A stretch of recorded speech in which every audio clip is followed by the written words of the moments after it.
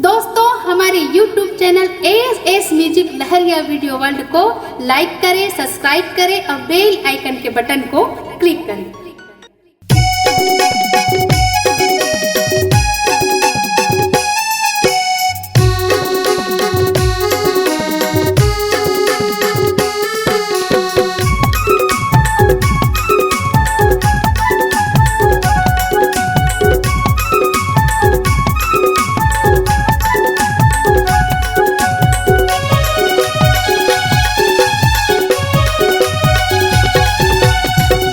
करायूं बिहार करायूं बिहार करायूं रे आशिक तोला जान के तैहा पुलिस बुलाए रानी मोला आतंकवादी जान के तैहा पुलिस बुलाए रानी मोला गरीब गुंडा जान के पार करायूं बिहार करायूं पार करायूं बिहार करायूं आशिक तोला जान के तैहा झगड़ा मताए राजा काबर राधी रात की तैहा झगड़ा मताए राजा काबर राधी रात के।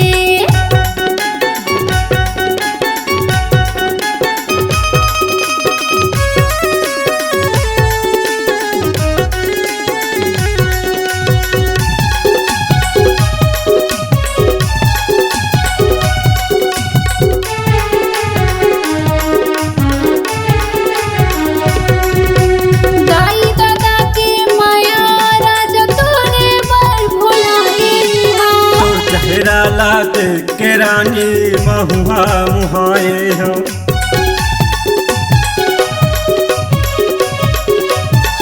दाई दादा के माया राजा तोरे बर भुलाए हो तो चेहरा लात के रानी महुआ मुहाए हो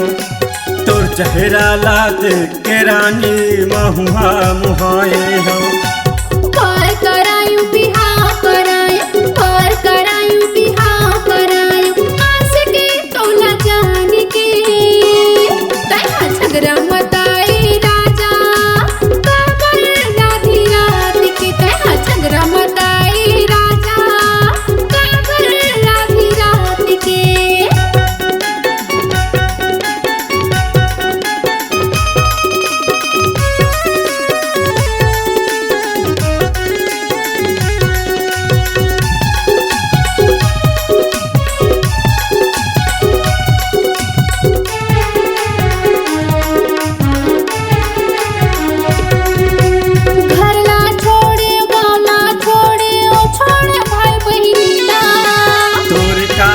घूमत रानी थाना पुलिस के चहलीला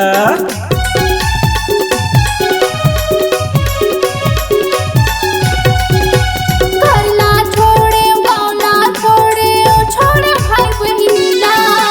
तोरे कारण घूमत रानी थाना पुलिस के चहलीला